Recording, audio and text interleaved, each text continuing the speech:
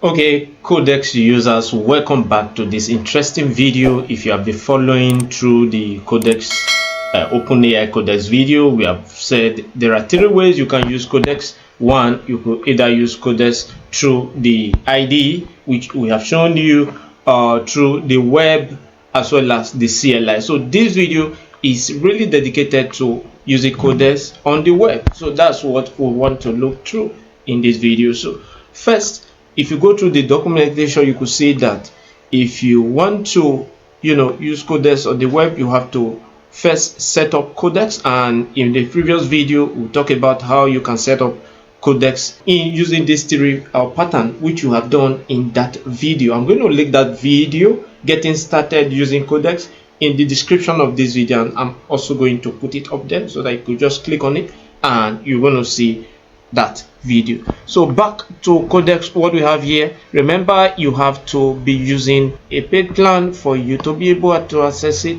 I have to tell you all of it the way it is. If you are using OpenAI a free version, you may not be able to access Codex, either the three ways to use it. So how do you work with Codex? Learn about prompting, common workflow, configuration environment, and delegate work in the IDE, and so on and so forth. So since this video is really dedicated to using Codex on the web, what we need to do, we need to jump right into it. So get started, you could just click on Codex here and you're going to get started with that. Or you could just go to your ChatGPT, go to the side panel, click on Codex right here, and you are going to get started on using Codex. So I already have that open and we already connected our GitHub. It's just very easy. Once you come here, you click on connect to GitHub and it's going to ask you for your GitHub password, username. You enter your password and it's going to connect you to your GitHub account. So once you are here, you can see the interface, and this is Codex for the web. And what you want to do, if you click here, you can add files, upload attachment, or you can plan. If I click on this plan, it's going to help us plan out or structure out a project, or we could assess the project we are working on before now, or we could entirely add a new project to our workflow. So to do that, just click on this search environment and repos. What you want to do, you can search your repo here, like I want to do. Okay, I could search repo here and I put it there, or better still, you could come to configure repo on GitHub, click on configure repo on GitHub. Straight away it's going to take you to your GitHub account, and here you could choose, select a repo you want to work with right here, or this apply. You could use all repo. I don't want to do that, and I won't advise you to link all your repo to Codex. So you could select repo, click select repo here, and it's going to give you the list of repo you have in your GitHub account. So here what we want to do, we want to select a particular repo we want to work with. Okay, let's go with this, but better still, you could search for your repo. It's easier that you click on save, so it's going to save that your repo to Codex. So you could say that I have these repos on Codex. So here, if I come back here, okay, we could also search it from here. Awesome. So I'm going to pick that repo from here. So you could see that I have it loaded into my cloud code, and that's the only branch I have here.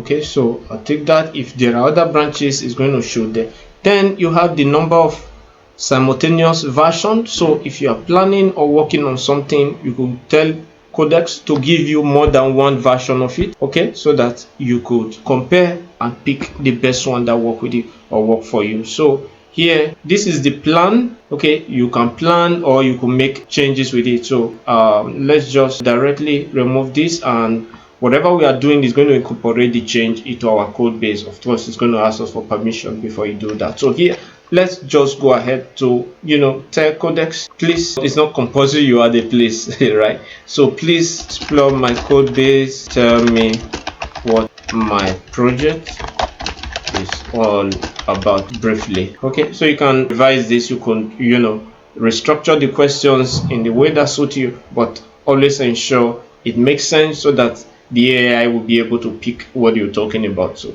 what you're done with that, click on this arrow. So once you do that, Codex is going to start working. So here is an environment created, and you can see that it's working, and you could click on it to see what is happening. Awesome. So this is the environment, and Codex is working, to spin up, analyze our project, and give us what we want. Okay, after running for a few minutes, 1 minute I think so it's a huge project. That's why I had to run for that time. So it's going to come up with this, and it said your project is a net scholarship discovering and management platform built with Next.js. Okay, so it's going to tell you what your project is all about. So you will see that that's interesting, amazing, really. So you can go ahead to ask, check my code base and let me know what is working perfectly and what is not. So again, I'm going to feed this into the chat, into the fitting this query. So it's going to start working on that, giving it tags the same way code is going to do the same thing, and work on that. So guys, after the check, it's going to come out with your results. It's a large project, like I told you, and it's going to give you what seems to be working due to all of this file. It will check, and what is not working perfectly and need to be fixed. Again, yeah, of course there are some bugs and errors in this project, and I'm just working on it. So it's going to let you know what is not working yet.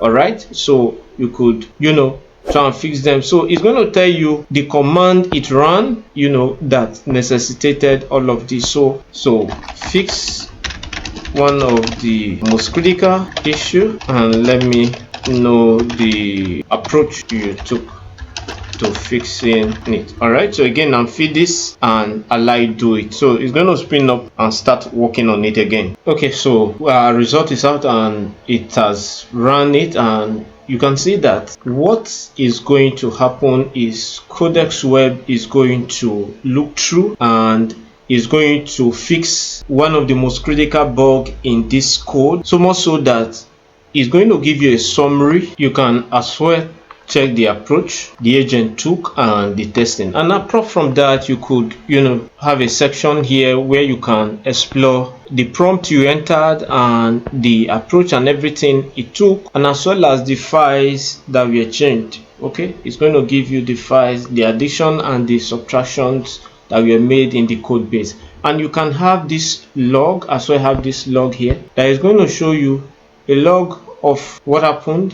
Sorry, this is the log. Then you can have the diff, which shows you the difference between what you have before and the changes that were added in your project. So you could see this file is going to show you the addition. The plus stands for the addition, and the minus shows what is being removed. So you can also start your review from here. If you check through the code and look through to see, okay, if what the agent did is correct, then you can go ahead to create a pull request from here on the top right hand side. You click on pull request. So it's going to spin up a pull request for your project, which is very interesting. Awesome. So it's going to spin a pull request for the project, and after that you could click on view pull request, and it's going to show you the pull request that you have created for this project. You could see the pull request we created, and you can review,